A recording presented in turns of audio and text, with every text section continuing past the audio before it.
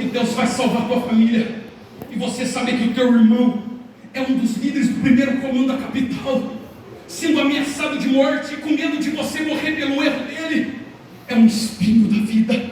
Sabe o que é você pregar que Deus vai te curar, e chegar em casa, saber que tem um membro da família quase morrendo? É os espinhos da vida. É os espinhos da vida. É os espinhos da vida. Mas mesmo com esses espinhos, no versículo 9, Paulo, começando a entender os planos de Deus, começando a entender que os espinhos são necessários, ele diz no versículo 9: portanto, agora eu não glorio mais das visões, não glorio mais das revelações, não glorio mais das pregações, eu não glorio mais dos meus sorrisos, porque é fácil adorar a Deus no sorriso, é fácil adorar a Deus quando tudo vai bem. Paulo agora ele diz que ele se gloria em suas fraquezas. Paulo deixa claro que o seu orgulho não está no cargo de o seu orgulho não está nos seus próprios méritos. Ele não se gloria nos seus títulos, mas ele se gloria das suas fraquezas. Suas, porque o espinho gera fraqueza, e a fraqueza é individual, a ponto de ninguém poder nos ajudar. Por isso que Paulo não revela o seu espinho para ninguém. E há uma pergunta que devemos fazer: o que ele viu? Que espinho era esse? Como eu disse para os irmãos, há muitas teorias de quais são esses espinhos de Paulo, mas tudo não passa de conjectura.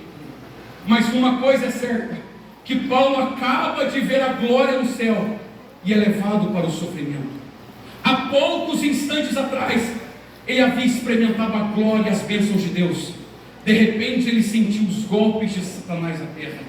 Em um momento é levado até o terceiro céu, e pouco depois é atormentado constantemente por um mensageiro de Satanás. Escute isso.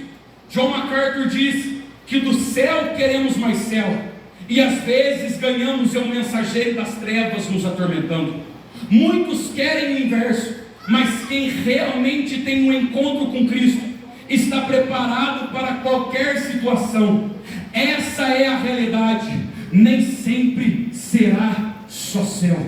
Há um mistério nesses acontecimentos.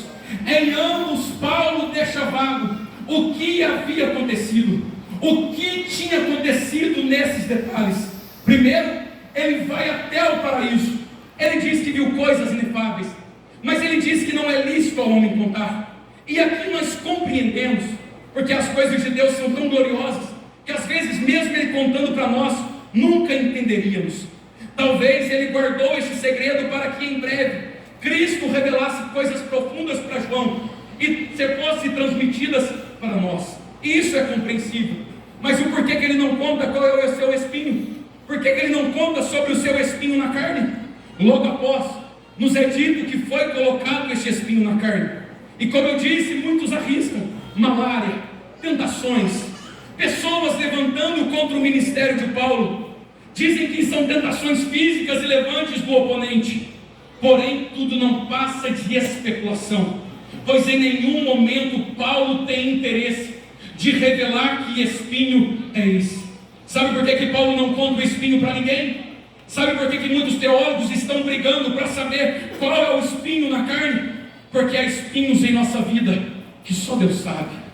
Há espinhos em nossa vida que nem o nosso cônjuge vai saber.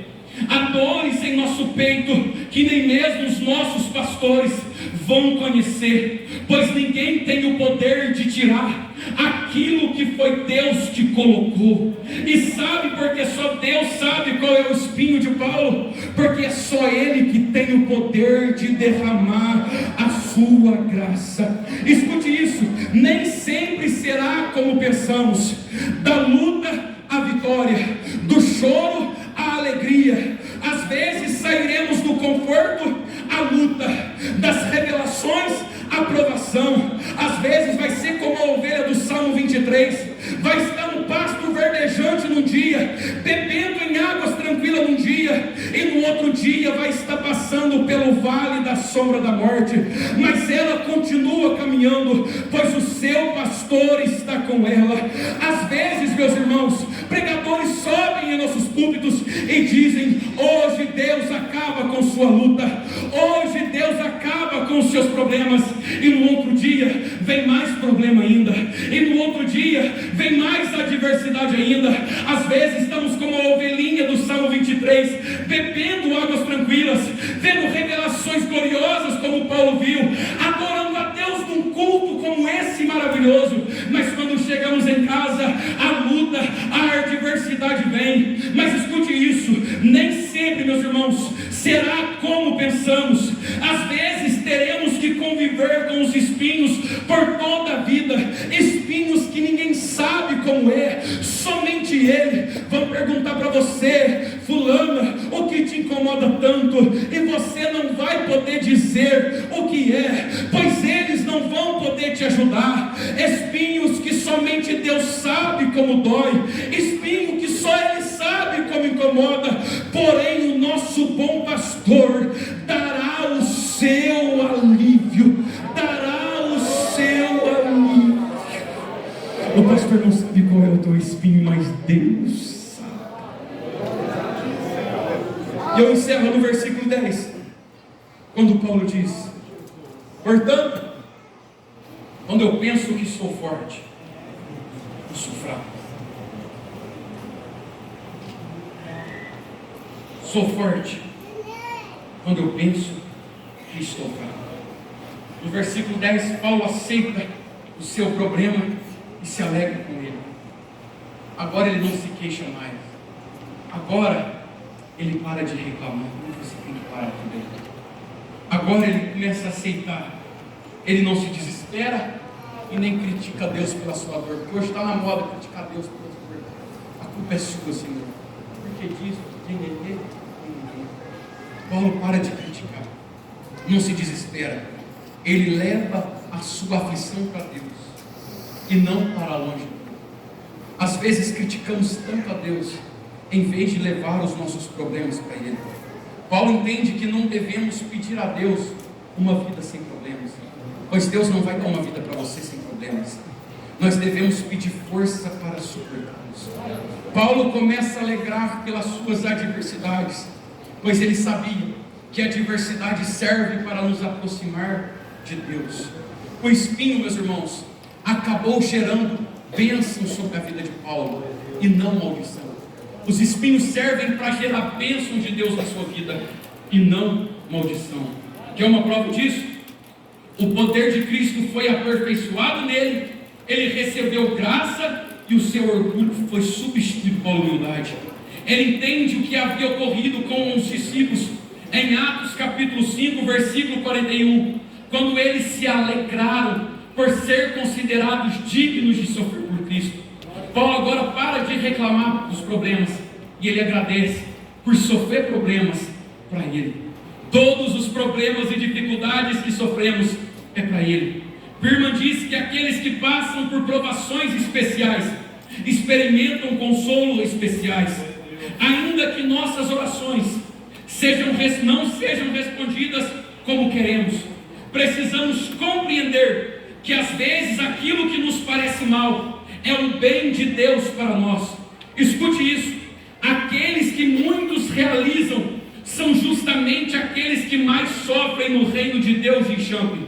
Sabe por que temos um relato de João Batista como um ilustre homem de Deus?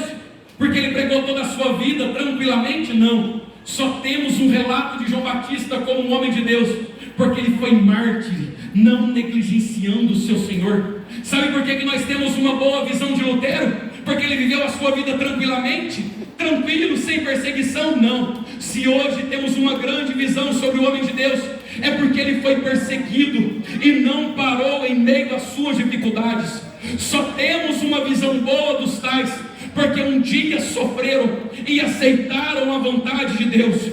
Escute isso: sofrer por Ele é necessário, sofrer por Cristo é um privilégio, pois o reino de Deus cresce através da nossa dor. O reino de Deus cresce através dos nossos problemas, pois é a dor que vai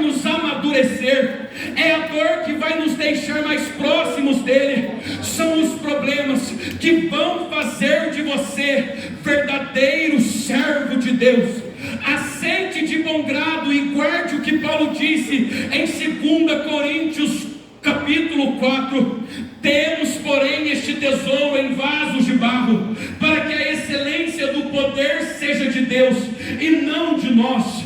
Em tudo somos atribulados, mas não angustiados, perplexos, mas não desanimados, perseguidos, mas não desamparados. Você está abatida, mas não destruída, trazendo sempre por toda parte a mortificação do Senhor Jesus no seu corpo, para que a vida de Jesus se manifeste também na sua vida.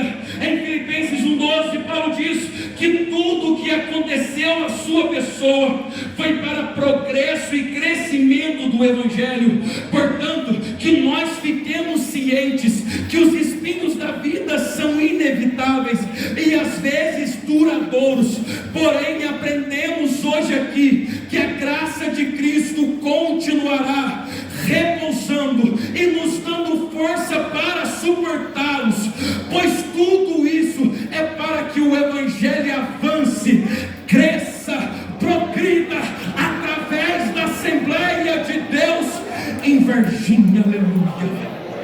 Por gentileza, se coloque de pé, eu quero fazer uma oração por ti.